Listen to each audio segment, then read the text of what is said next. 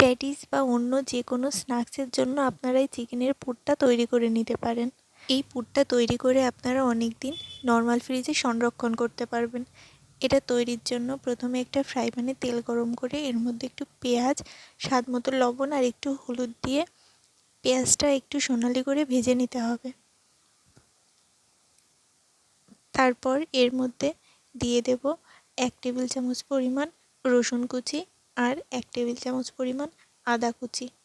তারপর সবগুলো মশলা একটু ভাজা ভাজা হয়ে আসলে এর মধ্যে দিয়ে দেব শুকনো ঝালের গুঁড়ো, জিরে বাটা আর ধনিয়া গুঁড়ো। তারপর একটু নাড়াচাড়া করে এর মধ্যে দিয়ে দেব ছোট করে কেটে রাখা চিকেন। এগুলো একটু কিমার থেকে বড় সাইজ করে কেটে নেওয়া হয়েছে। তারপর সবগুলো উপকরণ একটু নাড়াচাড়া করে এর মধ্যে দিয়ে দেব আগের থেকে সেদ্ধ করে রাখা 2টো আলু। এই আলুগুলো হাত দিয়ে ভেঙে নিয়েছি।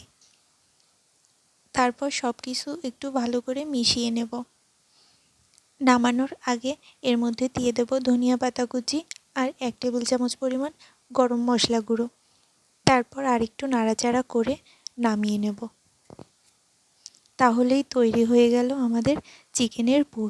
বিভিন্ন ধরনের স্ন্যাক্স তৈরিতে এই চিকেনের পুরটা ব্যবহার করতে পারেন। ভিডিওটি ভালো লাগলে লাইক, কমেন্ট, শেয়ার করে দেবেন। ধন্যবাদ সবাইকে।